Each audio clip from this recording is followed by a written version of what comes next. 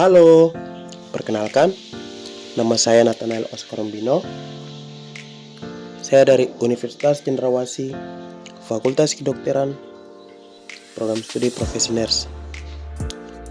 Pada kesempatan ini, kita akan belajar sama-sama tentang 1. Tunagrahita. Yang kedua, masalah keperawatan apa yang ditemukan pada anak tunagrahita. Yang ketiga, jurnal pendukung pembelajaran pada anak tunagrahita. Let's go!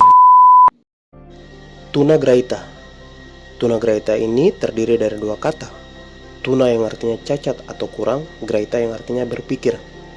Berdasarkan hal tersebut, dapat kita ketahui bahwa anak tunagrahita adalah anak yang secara nyata yang mengalami hambatan dan keterbatasan perkembangan mental dan intelektual, di mana mental dan intelektual tersebut di bawah rata-rata anak normal, sehingga anak-anak dengan tunagrahita ini mengalami kesulitan dalam tugas sosial maupun tugas akademik.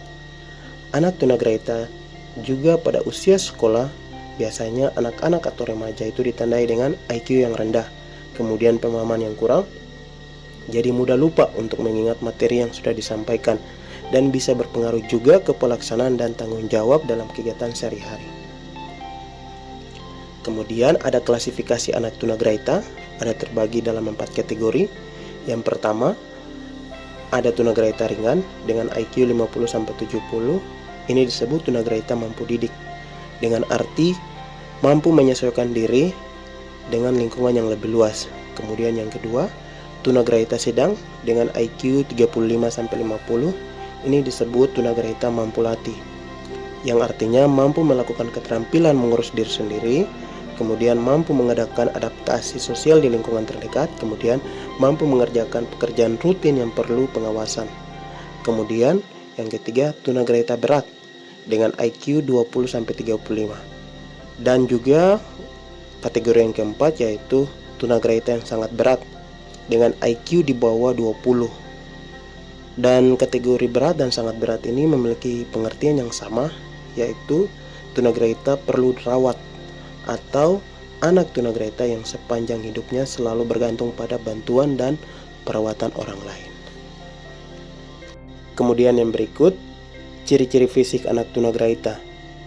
Pada anak tunagrahita ini biasanya berpenampilan fisik tidak seimbang. Contohnya kepala yang sedikit besar atau bisa jadi lebih kecil. Dan yang berikut, anak tunagrahita ini tidak dapat mengurus diri sesuai usianya, karena memang kecerdasannya anak tunagrahita ini jauh di bawah rata-rata anak normal pada usianya. Kemudian yang berikut, anak tunagrahita ini juga memiliki perkembangan bahasa yang lambat, dan seringkali pandangan mereka kosong, dan juga koordinasi gerakan yang kurang. Dan pada anak tunagrahita sering keluar cairan dari mulut. Kemudian yang berikut, ada faktor penyebab tunagrahita. Ada beberapa faktor. Yang pertama ada faktor genetik atau faktor keturunan, dan yang kedua ada faktor lingkungan, dan yang ketiga masalah pada kesehatan ibu dan pada masa kelahiran ibu, dan juga yang keempat masalah pada nutrisi dan gizi yang sangat kurang. Kemudian yang berikut, dampak ketunagrahitan pada anak.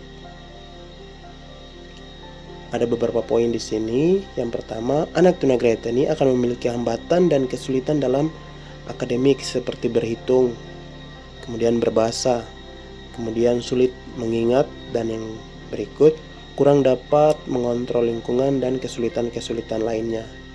Dan juga anak tunagrahita ini tidak akan mencapai kematangan intelektual seperti teman sebayanya.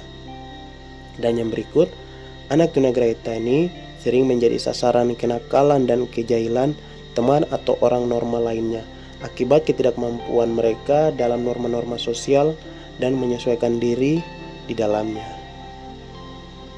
Kemudian berikut, yang kedua adalah masalah keperawatan apa yang ditemukan pada anak tunagrahita.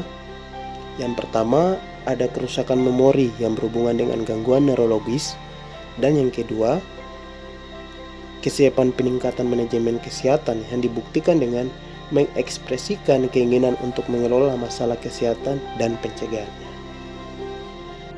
Kemudian yang ketiga adalah jurnal. Jurnal ini dengan berjudul Efektivitas Metode Pembelajaran pada Anak Tunagrahita di SLB Siborong-Borong. Kemudian jurnal ini dipublis pada tahun 2019. Penelitian ini dilakukan oleh Eltalina Tarigan, dan penelitian ini juga bertujuan untuk mengetahui efektivitas metode pembelajaran pada anak tunagrahita di Sekolah Luar Biasa Siborong-Borong. Kemudian penelitian ini dilakukan selama beberapa minggu dengan cara observasi, dan pada hasil akhirnya bahwa hampir setengah dari siswa dapat mengikuti pelajaran dengan baik, sementara sisanya masih memerlukan arahan lebih lanjut.